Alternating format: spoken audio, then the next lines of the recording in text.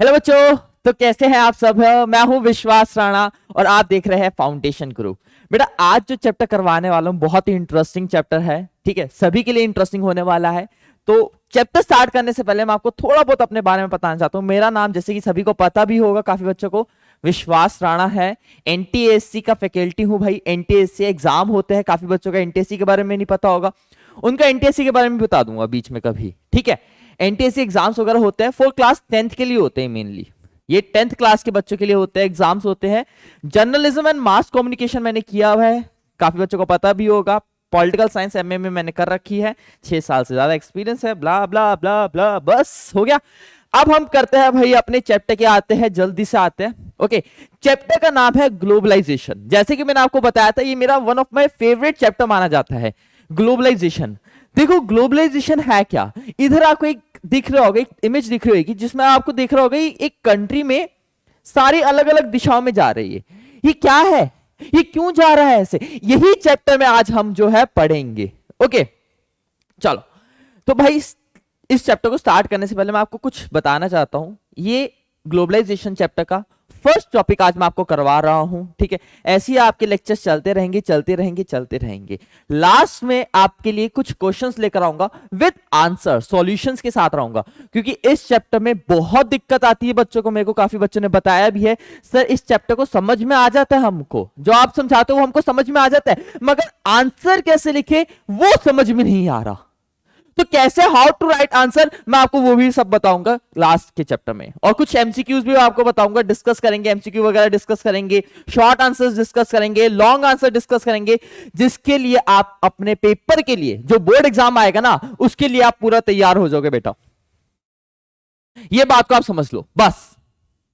Okay, तो आइए फिर स्टार्ट करते हैं अपना ग्लोबलाइजेशन। ग्लोबलाइजेशन स्टार्ट करने से पहले हम इसके बारे में कुछ जानते हैं। आपने कभी ये गाड़ियां देखी है लाइफ में। ये मैं थोड़ा सा साइड हट जाता हूं, देखो अब देखिए ये गाड़ियां, फियाट एंड एम्बेसडर। ये फियाट है, ये जो गाड़ी है ये फियाट है, एंड ये एम्बेसडर है। ये देखिए गाड़ियां आपने। अब काफी बच्चे बोलेंगे हाँ सर देखी तो है, मंत्री वगैरह के पास देखिए ये गाड़ियां ऐसे। और ओल्ड मूवीज वगैरह होती है ना, जो पुरानी मूवीज होती है जिसमें डिस्काउंट डिस्काउंट चलती रहती है, अरे वही अपनी। ठीक है, उन मूवीज में हमने ये जरूर देखी गाड़ियां। मगर आज के मॉडर्न जमाने में क्या हमको ऐसी गाड़ियां मिलेंगी? नहीं भाई नहीं। आज के डेट में हमको टेस्ला जैसी गाड़ियां मिलेंगी, लैम्बोर्गिनी जैसी गाड़ियां दिखेंगी। ठीक है, मगर ऐसी रेंज रोवर से छोटी हम बात नहीं करते, सिंपल सी बात है। ठीक है, चाहे जेब जितनी भी खाली हो, मगर रेंज रोवर चाहिए अपने घर में बस। ओके चलो, ये गाड़ियां दिखती है आज की डेट में हमको। ये टेस्ला गाड़ी है, शायद सबको पता भी होगा टेस्ला गाड़ी। ठीक है जिसमें वो ऑटोमेटिक ड्राइवर है, ऑब्वियस सी बात है। और आने वाले फ्यूचर में क्या पता ऐसा पॉसिबल भी हो। ठीक है, इंडिया में भी हम ऐसे करेंगे, एक टाइप के लोगों को ना इजी हो जाएगा ऐसी गाड़ी चलाने का। पता है, जो रात को जूस पीकर आते हैं ना, जो भी लोग होते हैं रात को जूस पीकर आते हैं, आराम से ऑटोमेटिक ड्राइवर में ऑन करो, आराम से पीछे, आराम से ड्रिंक एंड ड्राइव का भी केस नहीं आ रहेगा तुम्हारे पास तो ये गाड़ी का बहुत फायदे भी है यार चलो ओके, तो भाई अगर हम देखें आज की डेट में, आज की डेट में हमको ऐसी गाड़ियां दिख जाएंगी। मगर पहले की अगर हम जमाने में देखें तो एम्बेसडर एंड फियाट थी। अब पहले का जमाना मैं क्या कह रहा हूं, ध्यान से सुनना बेटा मेरी बात। 1991 से पहले, 1991 से पहले हमको बस एम्बेसडर एंड फियाट गाड़ी जैसी दिखती थी। ठीक है, मगर आज की डेट में इससे भी बढ़कर गाड़ियां आ चुकी है हमारे देश में। ऐसा क्या हुआ था 1991 के बाद जिससे हमारे देश में इतनी सारी गाड़ियां आई, इतने सारे कंपटीशन इनका बढ़ गया और इतनी सारी इंक्रीज होने लगी? क्या हुआ, कुछ तो हुआ होगा ना, वो क्या था? तो यही हमने इस टॉपिक में हमने पढ़ना है, सिंपल। ओके, तो सिंपल सी बात है भाई, अभी जो मैंने आपको बताया वही इसमें मैंने आपको लिखा हुआ है। ठीक है, टुडे ये पॉइंट इंपॉर्टेंट है, Indians are buying cars produced by nearly और top companies in the world. Obvious सी बात है यार, अगर मेरे को कोई बोलेगा ना कि विश्वास तुम्हारे पास इतने पैसा है, मतलब अंधा पैसा है, तुम कौन सी गाड़ी लोगे, मैं क्या बोलूंगा उस टाइम पीरियड में? नहीं भाई मैं फियाट गाड़ी लूंगा, नहीं मैं एम्बेसडर लूंगा, या मैं ये बोलूंगा नहीं भाई मैं तो टेस्ला कंपनी की लूंगा। अरे खुद सोचो यार, कौन सी गाड़ी लेना पसंद करोगे तुम? ऑब्वियस सी बात है टॉप मॉडल लोगे ना। यार बढ़ना किसको पसंद नहीं है, आगे बढ़ना, लाइफ में हमेशा आगे बढ़ना चाहिए हमको। ठीक है, ओके ये जो व्यक्ति आप देख रहे होगे, ऑब्वियस सी बात है इनको आप शायद जानते भी होगे, मनमोहन सिंह जी है। काफी बच्चे इनको नहीं जानते होंगे, ठीक है। इनको बोलते हैं नरसिम्हा राव। हमारे पूर्व प्राइम मिनिस्टर थे उस टाइम पीरियड में, 1991 में। 1991 में ये हमारे प्राइम मिनिस्टर रह चुके हैं, ठीक है, नरसिम्हा राव जी। ओके, और उस टाइम पीरियड में फाइनेंस मिनिस्टर थे हमारे कौन, श्री मनमोहन सिंह। ओके, अब ये क्यों बता रहा हूं मैं आपको, इसका एक लॉजिक है, ठीक है। मैंने आपको बताया 1991 से पहले कोई गाड़ियां नहीं थी। 1991 से पहले कोई डोमिनोज, मैकडी, वो केएफसी वगैरह कुछ भी नहीं था। बाहर का कंपटीशन नहीं था बेटा, और जब तक कंपटीशन नहीं होगा तब तक क्या कुछ मिलेगा आपको, बाबा जी का ठुल्लू ही मिलेगा बस, फिर तो सिंपल सी बात है, ठीक है। तब तक कुछ भी नहीं था।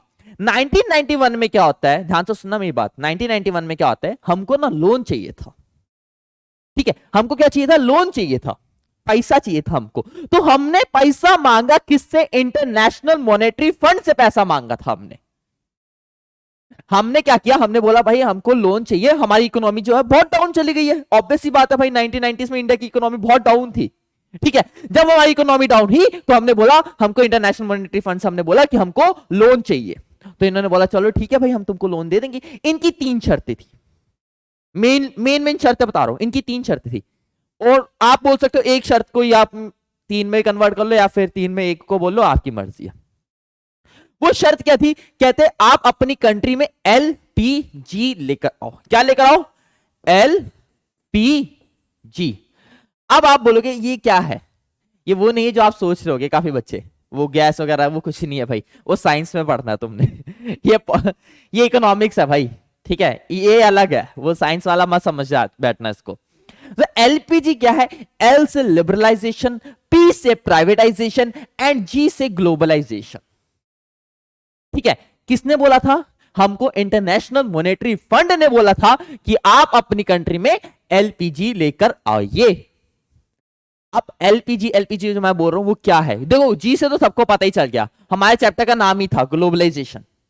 मैंने भी आपको बताया था ना, जी से तो ऑब्वियस ही बात है ग्लोबलाइजेशन है। मगर ये एलपी क्या है, एल से होता है लिबरलाइजेशन, पी से होता है प्राइवेटाइजेशन, मेक श्योर दैट। अब लिबरलाइजेशन, प्राइवेटाइजेशन एंड ग्लोबलाइजेशन का क्या क्या मतलब है, तीनों का मतलब मैं आपको डिटेल में बताऊंगा, ठीक है।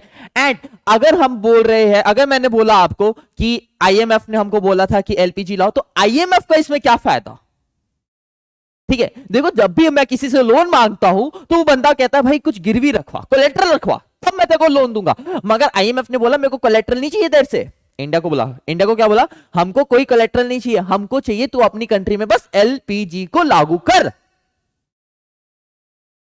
ठीक है। और क्यों कर, उसका रीजन भी आपको बताएंगे। क्वेश्चंस बहुत सारे दिमाग में हमारे उठ रहे होंगे, आंसर आपको धीरे धीरे इस चैप्टर में पूरा अच्छे से मिलेगा, बस वीडियो को पूरा अच्छे से देखना है आपने और समझना है बातों को, ठीक है बेटा। अच्छा, किसी को कोई डाउट वगैरह होगा, कुछ भी क्वेरी वगैरह होगी, मैं आपको नीचे नंबर भी दे दूंगा, आपको कमेंट बॉक्स में आपको नंबर मिल जाएगा, ठीक है, नीचे। ओके, और एक व्हाट्सएप ग्रुप बनाया हुआ है मैंने, आप उसमें भी ज्वाइन हो सकते हो, अगर किसी को अगर ज्वाइन होना हो। नोट्स वगैरह आपको डिटेल में सब मिल जाएगा भाई, ठीक है, बस इसकी टेंशन मत लेना आप।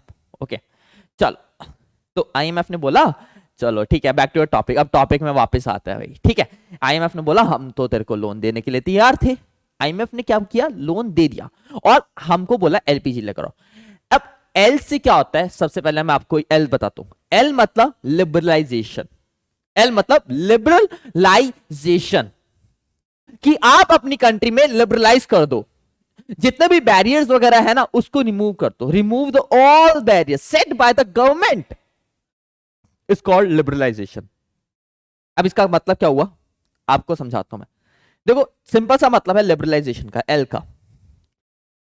सरकार ने एक इंडिया में ताला लगाकर रखा हुआ था, मैं आपको ना एक छोटा सा एक बताता हूं मैं, ठीक है। ये देखो, ये लिबरलाइजेशन का मतलब बता रहा हूं। सरकार ने इंडिया में एक ताला लगाकर रखा हुआ था, ठीक है, ये लॉक लगा रखा था। वो लॉक ये कहता था कि कोई भी व्यक्ति बाहर की कंट्री से ट्रेड नहीं कर सकता, वो ट्रेड नहीं कर सकता था पहले, 1991 से पहले ये लागू ये बोला गया था, ठीक है, कि कोई भी बाहर की कंट्री से ट्रेड वगैरह नहीं कर सकता। ये बात बोली गई थी 1991 से पहले की बात है, ठीक है। अब उस ताले को तोड़ना था कि बाहर की कंट्रीज को हमारी कंट्री में आने दो और हमारी कंट्री को बाहर की कंट्रीज में जाने दो, ट्रेडिंग वगैरह स्टार्ट करो बाहर की कंट्रीज में, बाहर की कंट्रीज में ट्रेडिंग वगैरह, ट्रेड में बोल रहा हूं, इसमें ट्रेड लागू स्टार्ट करो। ट्रेड से क्या फायदा मिलेगा, आप एक्सपोर्ट करोगे, आप इंपोर्ट करोगे तो आपको भी फायदा होगा और दूसरी कंट्रीज को भी फायदा होगा, ऐसा 1991 में बोला गया। कहता चल ठीक है, हम ये लेकर आ जाएंगे। प्राइवेटाइजेशन में बोला, अगर अभी नहीं समझ में आया ये तो कोई बात नहीं बेटा, अभी और डिटेल में मैं आपको बताऊंगा, यही पॉइंट आपको और डिटेल में बताऊंगा। लिबरलाइजेशन पूरा अच्छे से बताएंगे, ठीक है। प्राइवेटाइजेशन का मतलब क्या हुआ, प्राइवेटाइजेशन का मतलब होता है कि पब्लिक कंपनीज को प्राइवेट में कन्वर्ट कर दो। जैसे आज की डेट में एग्जांपल देते हैं, रेलगाड़ी, रेलगाड़ी रेलगाड़ी रेलगाड़ी क्या है, गवर्नमेंट है प्राइवेट है, जल्दी बताओ। सबको पता है भाई गवर्नमेंट है। अगर ये रेल अगर हमने प्राइवेट को बेच दी, अगर प्राइवेट कंपनीज को बेच दी तो फायदा होगा नुकसान होगा। अब आप बोलोगे सर फायदा भी है नुकसान भी है। फायदा ये होगा कि उसकी जो हालात है वो अच्छे हो जाएंगे, नुकसान ये होगा कि टिकट महंगी हो जाएगी, और प्राइवेट की ऑब्वियसली टिकट महंगी होती है। आप प्राइवेट स्कूल्स में जाओ, प्राइवेट स्कूल महंगा होता है गवर्नमेंट से। आप प्राइवेट हॉस्पिटल में जाओ तो प्राइवेट हॉस्पिटल महंगा मिलेगा गवर्नमेंट से। अब रेलगाड़ी तो अभी तो गवर्नमेंट है, अगर कल को ये प्राइवेट हो गई तो नुकसान भी होगा और फायदा भी होगा। तो बोला आप प्राइवेटाइजेशन करो कि आप कंपनीज को प्राइवेट के हाथों में दो, प्राइवेट को चलाने दो। और ग्लोबलाइजेशन का मतलब बाहर की कंपनीज को इंडिया में आने दो, सेटअप करने दो, अपने इधर इन्वेस्टमेंट करने दो, इंडिया में आने दो और इन्वेस्टमेंट करने दो। ये तीन पॉलिसी लेकर आए थे, लिबरलाइजेशन, प्राइवेटाइजेशन एंड ग्लोबलाइजेशन। बस ये तीन आई थी और इंटरनेशनल मॉनेटरी फंड ने किया था। अब आईएमएफ का क्या फायदा था इसमें, मैं आपको वो बताता हूं। अगर ये तीनों पॉलिसी आ जाएगी, मेन ग्लोबलाइजेशन, अगर ग्लोबलाइजेशन कंट्री में आ जाएगा तो बाहर की कंपनीज जैसे अमेरिकन कंपनीज, स्पेशली सुनना बेटा मेरी बात ध्यान से, अमेरिकन कंपनीज क्या करेगी, अमेरिकन कंपनीज आएगी इंडिया में अपना सेटअप करेगी, कंपनी सेटअप करेगी, और जब उन्होंने इंडिया में अपनी कंपनी सेटअप कर ली तो उनको फायदा होगा। उनको क्या होगा, उनको फायदा मिलेगा। ऑब्वियस सी बात है ना, इंडिया में अगर कोई कंपनी सेटअप हो रही है बाहर की तो उनको पैसा तो उनके पास आएगा। आज की डेट में आप डोमिनोज में खाते हो, डोमिनोज में पिज्जा खाने गए, चल भाई आज दोस्त वगैरह सब मिले, चल भाई आज चलते हैं डोमिनोज, चलते हैं भाई, चले गए तुम डोमिनोज चले गए, उसमें तुमने पिज्जा खाया, फायदा किसको हुआ अल्टीमेटली, आपको, डोमिनोज वाले को हुआ फायदा, जो उधर बैठा था मैनेजर है उसको नहीं हुआ, उसको तो सैलरी मिल रही है अपनी। मेन फायदा किसको हुआ, जिसकी डोमिनोज की कंपनी है उसको फायदा हुआ। तो इन्होंने यही बोला, आईएमएफ ने यही बोला, भाई तुम ये करो, ग्लोबलाइजेशन को देखो, इतना कॉन्सिक्वेंसेस को ना इसको समझो, इसको समझो करो, कि जब तक आप इकोनॉमिक्स को समझोगे नहीं ना बेटा तब तक ये समझ भी नहीं आएगी। समझे बात जब तक आप इसको समझोगे नहीं तब तक ये समझ में नहीं आएगी। ये पूरा लॉजिक है। अब आईएमएफ ने को पता था अगर इंडिया ने ग्लोबलाइजेशन कर दिया, अगर इन्होंने ग्लोबलाइजेशन कर दिया तो ऑब्वियस सी बात है ना कि जो बाहर की कंपनीज है जैसे अमेरिका, क्योंकि इसको अल्टीमेटली अमेरिका ही चला रहा है, अल्टीमेटली अमेरिका ही चलाता, तो अमेरिका को पता था अगर इन्होंने कर दिया तो अमेरिकन कंपनीज आएगी इंडिया में सेटअप करेगी और पैसा अमेरिका में आएगा, तो अल्टीमेटली अमेरिका को फायदा होगा।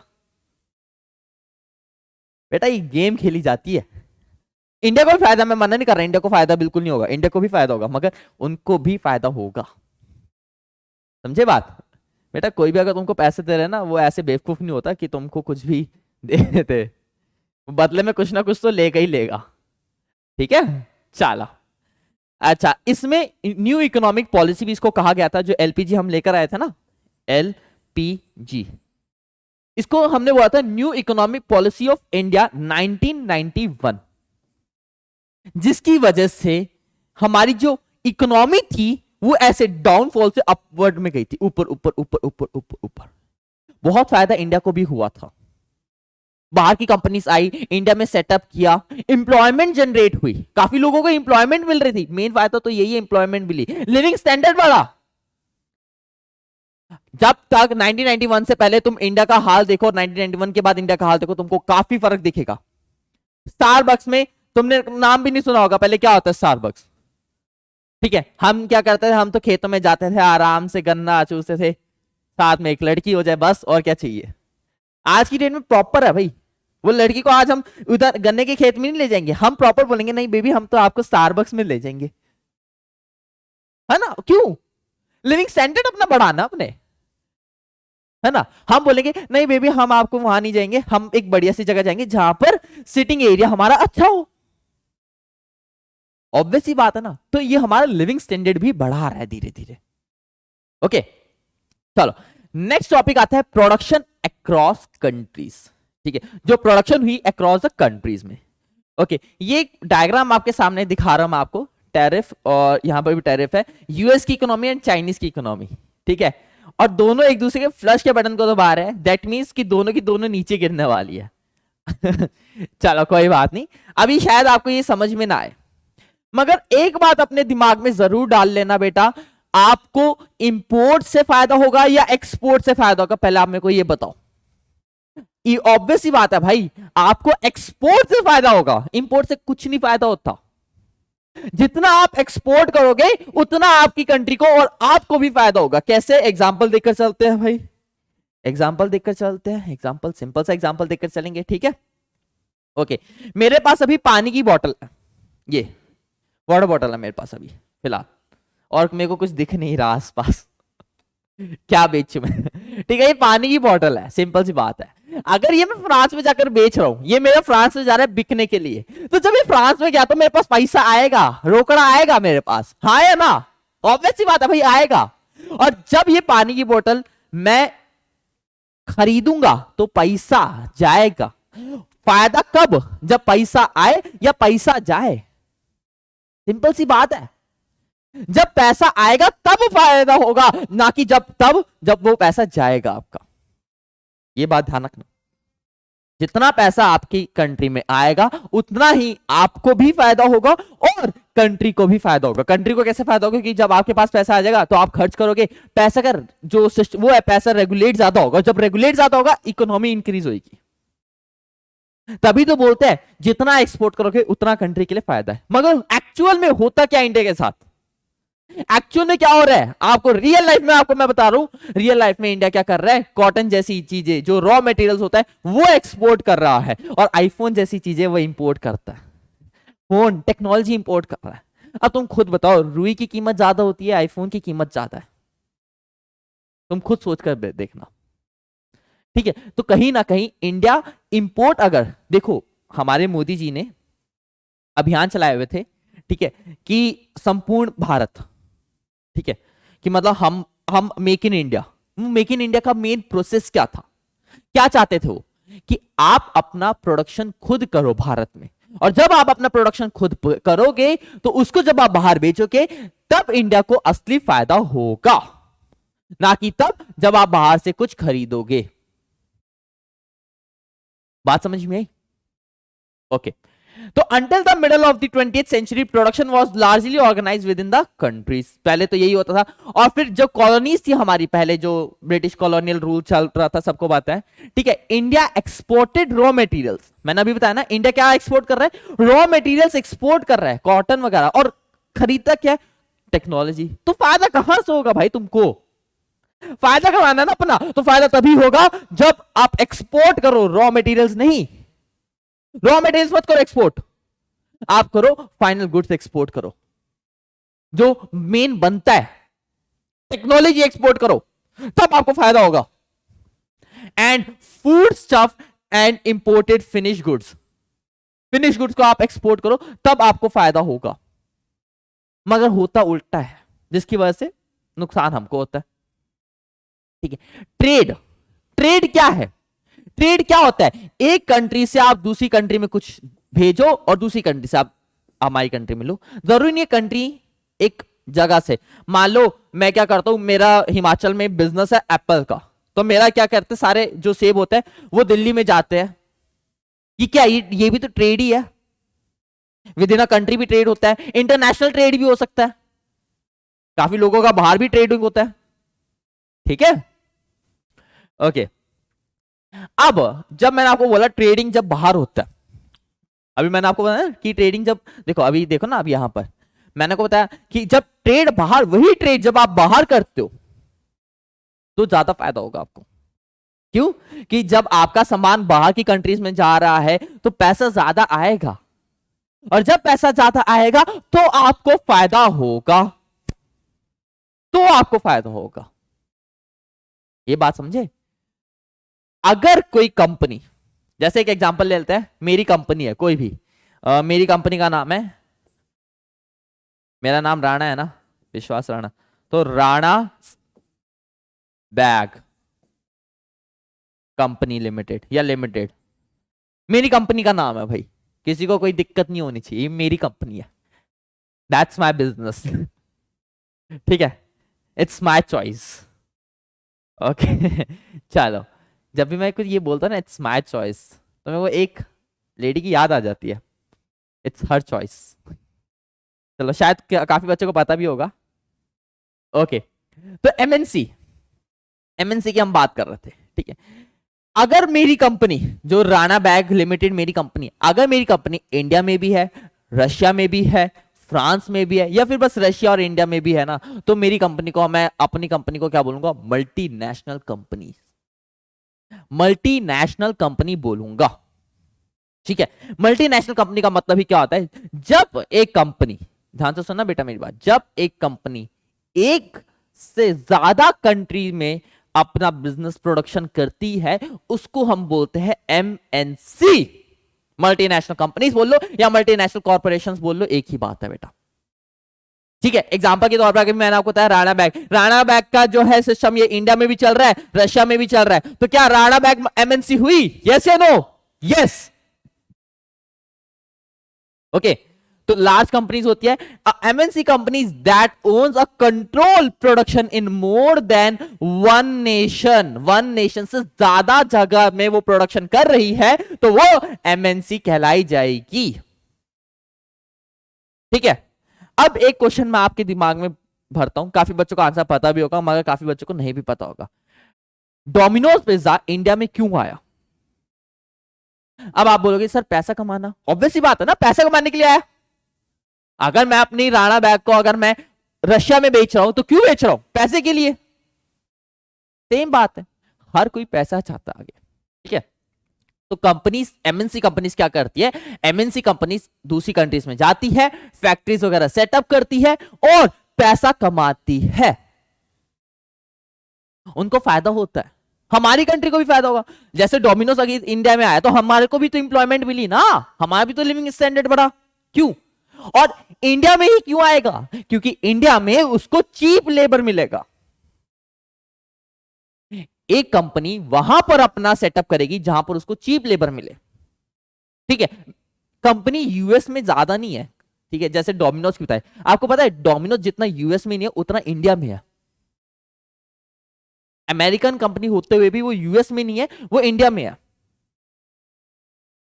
ओके, तो जब वो इंडिया में है, सिंपल सी बात है, अगर वो इंडिया में कंपनी है तो इंडिया में इतना क्यों कंपनी है, यूएसए में क्यों नहीं है?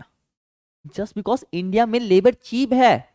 इंडिया में एक आम इंसान की सैलरी कितनी होती है? 15-20 हजार कमा लेगा। वही काम अगर वो बाहर करेगा ना तो उसको 15-20 हजार नहीं, उसको लाखों में कमाएगा वो। तो ऑब्वियस सी बात है, वो बोलेगा यार तुम्हारे तो, अमेरिका वाले बोलेगा यार, सॉरी डोमिनोज वाला, सॉरी डोमिनोज वाला है यार, अमेरिका में तो बड़े ज्यादा पैसा मांगता है, इंडिया में तो बड़ा सस्ता है, तो मैं इंडिया में कर देता हूँ इस्टेब्लिश। उसको फायदा कहां होगा? वो तुम ये देखो, जहां पर उसको फायदा होगा वो वहीं पर ही सेटअप करेगा अपना। ठीक है, और रिसोर्सेज उसको कहां पर मिल रहे हैं? सस्ते। इंडिया में अगर रिसोर्सेज सस्ते मिल रहे हैं, जैसे डोमिनोज है, तो डोमिनोज का रिसोर्स क्या चाहिए होगा? उसको क्या चाहिए होगा? टमाटर चाहिए होगा, प्याज वगैरह चाहिए होगा, जो जो डलता है बेस के लिए, मैदा वगैरह चाहिए होगा, सॉस वगैरह चाहिए की, तो वो कहां सस्ती मिल रही चीजें? जहां पर उसको ये सस्ता मिलेगा वो वहां पर वो सेटअप उसको करेगा। ठीक है, एमएनसी का बहुत सारे एग्जांपल्स ले सकते हो भाई आप, मैकडॉनल्ड्स ले लो, निकॉन ले लो, नाइकी ले लो, कोका कोला ले लो, गूगल वगैरह ले लो, स्टारबक्स ले लो, एडिडास ले लो, यूनिलीवर ले लो, Samsung, Mastercard, Yahoo, YouTube, Pepsi, Facebook, कितने सारे हैं भाई, अमेजोन हो गया, फ्लिपकार्ट हो गया, कितने सारे एग्जांपल दे देता हूं मैं तुमको, ये सारे के सारे एमएनसी। एंड आई थिंक सारे के सारे आपने सुन भी रखेंगे, एप्पल रह गया। ठीक है, तो आई थिंक सो सारे सबने ये सुन भी रखा होगा, ठीक है। ओके, एमएनसी का एक मेजर मोटिव क्या होता है, एमएनसी का क्या काम करती है, लो कॉस्ट प्रोडक्शन करती है, ठीक है, कॉस्ट ऑफ प्रोडक्शन कम हो उसका एंड ज्यादा प्रॉफिट कमा सके। मतलब आपने मैथ्स में पढ़ा होगा, सीपी और एसपी आपने शायद पढ़ रखा होगा, ठीक है। मतलब जो कॉस्ट प्रोडक्शन है उसकी कम से कम हो एंड सेलिंग प्राइस उसका ज्यादा से ज्यादा हो, तभी उसको फायदा होगा ना भाई मेरे, तभी तो उसको फायदा होगा, वरना फायदा ही नहीं होगा उसको। ओके, जब तक वो अपनी कॉस्ट प्राइस को कम नहीं करेगा और सेलिंग प्राइस को वो बढ़ाएगा नहीं, तब तक उसको कोई फायदा नहीं होने वाला है। ओके, एंड वो उस प्रोडक्ट को पूरे वर्ल्ड में छोटे छोटे हिस्सों में वो बेचे जाकर, ठीक है, तभी तो उसको फायदा होगा। चलो ओके, अब ये टॉपिक है छोटा सा, एक ये लास्ट है, इसके बाद बस आज के लिए इतना होगा। नेक्स्ट क्लास से हम ये यहां से पढ़ेंगे। ओके, ये लास्ट टॉपिक अभी का। नेक्स्ट क्लास मतलब नेक्स्ट वीडियो में आप देख लोगे, लिंक आपको बायो में भी मिल जाएगा। ओके, और जैसे ही अपलोड होएगा आपको दिन प्रतिदिन एक अपलोड होता रहेगा। आप ये देख लोगे ना, ये हेलीकॉप्टर ऐसे क्यों घूम रहा है, trust me I am an engineer, ये एक इंजीनियर ने बनाया हेलीकॉप्टर और बहुत अच्छा हेलीकॉप्टर बना दिया उसने। ओके, अब आप सोच रहे होगे सर चाइना में भी तो कर सकता है। बिल्कुल भाई, चाइना में भी तो प्रोडक्शन करते हैं लोग। एप्पल की मैन्युफैक्चरिंग कहाँ होती थी, चाइना में। टिकटॉक कहाँ से आया, चाइना में, ठीक है। टिकटॉक तो शायद सभी को पता होगा। एक रोस्ट किया था एक बंदे ने, मेरे को नाम याद नहीं आ रहा, पता नहीं किसने रोस्ट किया था उसको, टिकटॉक को बड़ा अच्छा रोस्ट किया था वो, मैंने वीडियो देखी थी, मजा आ गया वीडियो देखकर। टिकटॉक वर्सेस यूट्यूब ऐसे करके कुछ रोस्ट किया था। पहली बार मेरे को किसी का ना ऐसा रोस्ट किया और मेरे को मजा आया देखने में भी, वरना मैं देखता नहीं था ऐसी चीजें। पहली बार मैंने किसी का देखा था, क्या नाम था उसका, कैरी करके था यार, मेरे को याद नहीं आ रहा, पता नहीं कौन था, कैरी करके था कोई। चलो कोई बात नहीं, तुमको शायद पता होगा, तुम बता देना मेरे को चैट बॉक्स में, ठीक है। अच्छा, चाइना क्या करता है, चाइना चीप मैन्युफैक्चरिंग करता है। उसका जो मैन्युफैक्चर होता है ना वो चीप मतलब सस्ता होता है। जब सस्ता मैन्युफैक्चर होता है तो वो उसको सस्ते में आगे बेचता है, और तभी तो इंडिया जो है मैक्सिमम प्रोडक्ट्स चाइना से खरीदता है। क्यों? क्योंकि चाइना का माल सस्ता होता है मगर अच्छा नहीं होता। सॉरी चाइना जी। चलो ठीक है, सस्ता होता है चाइना, ठीक है, तभी तो इंडिया वाले क्या करते हैं, चाइना प्रोडक्ट ले लेते हैं। तुम खुद सोचो, आज की डेट में तुम कहीं पर भी चल जाओ, किसी भी शॉप वगैरह में चले जाओगे ना, क्या बोलते हैं, जो टॉयज वगैरह की शॉप होती है, तुम वहां पर पूछोगे ना सर ये भैया ये कितने का मिला, वो बोलेगा हाँ जी सस्ता है। हाँ जी भाई सस्ता है, अच्छा नहीं है सस्ता है, बस ये सुनने को आपको हमेशा मिल जाएगा। चीप मैन्युफैक्चरिंग हो रही है ना वहां पर, जब चीप मैन्युफैक्चरिंग हो रही है तो सस्ते में बिकेगा ना, समझो इस बात को। मगर इंडिया में क्यों लोग मैन्युफैक्चर करते हैं, इंडिया में भी तो आ रही है ना कंपनीज में। देखो इंडिया या चाइना, लोगों के पास मेन दो ऑप्शन बच रहा है अभी फिलहाल, और भी है कंट्रीज ऐसी बात, मगर इंडिया और चाइना दोनों है। इंडिया में मैक्सिमम लोग इसलिए करते हैं क्योंकि इंडिया में इंजीनियर आपको हाई स्किल्ड के मिलेंगे, चाइना में नहीं मिलेंगे। इंडिया में आपको इंग्लिश बोलने वाले ज्यादा मिलेंगे, चाइना में नहीं मिलेंगे। अब दूसरे का मर्जी होता है भाई, ऑब्वियस सी बात है, यूएस की मर्जी है या फिर जिसकी कंपनी है उसकी मर्जी होगी ना, वो कहां पर अपना करे, इन्वेस्ट करे। ये वैसे मेरे को चाइना का लग रहा है इंजीनियर, चाइना का माल ऐसे ही होता है भाई, ठीक है, इसलिए तो बोलता है चाइना का प्रोडक्ट मत खरीदा करो। ओके ठीक है, तो ये सब कुछ देखनी होती है, लोकेशन वगैरह देखनी होती है। अब चाइना के पास लोकेशन बड़ी है, इंडिया के पास लोकेशन थोड़ी सी छोटी है, ठीक है। चाइना के पास लोकेशन ज्यादा है और क्या बोलते हैं प्रोडक्शन उधर बहुत सस्ती होती है, ठीक है, और रॉ मटेरियल्स आपको सस्ते में मिल जाते हैं। ओके, तो ये सब एक्सपेक्ट्स है जो हमको देखने को मिलते हैं। ओके चलो, तो आज के लिए इतना काफी है, फिर मिलते हैं अपने नेक्स्ट पार्ट में जो कि हमारा सेकंड पार्ट होगा, उसमें मैं आपको यहां से बेटे करवाऊंगा, सब कुछ स्टार्ट करवाऊंगा। तो अगर कोई भी वीडियो में अगर आपको कोई भी अच्छी बात लगी तो मेरे को कमेंट बॉक्स में लगे, और अगर कोई भी बुरी बात लग रही है तो वो भी मेरे को बता दो, आपका सभी क्वेश्चन का आंसर आपको मैं जरूर दूंगा। और किसी को भी कोई भी डाउट हो कि इससे चैप्टर से रिलेटेड कोई भी डाउट हो, नीचे दिए गए नंबर पे आप मेरे को मैसेज कर सकते हो। एंड व्हाट्सएप चैट अगर आप उसमें व्हाट्सएप चलाते हो तो उसमें मैंने पूरा ग्रुप बना रखा है, तो आप उस ग्रुप को भी ज्वाइन कर सकते हो। और कमेंट बॉक्स में भी आप बता सकते हो कि आपको वीडियो कैसी लगी। फिर मिलते हैं, तब तक अपना ख्याल रखिए, सुरक्षित रहिए, टाटा सी यू गाइस, जय हिंद जय भारत। चलो फिर नेक्स्ट क्लास में मिलते हैं। ठीक है, ये फर्स्ट पार्ट था ग्लोबलाइजेशन का भाई, पहले बता रहा हूं आपको। सेकंड पार्ट इसी के बाद आएगा, हर एक दिन आपको एक नया पार्ट डालने की कोशिश करूंगा। ओके बेटा, चलो भाई tata bye bye, see you बच्चों।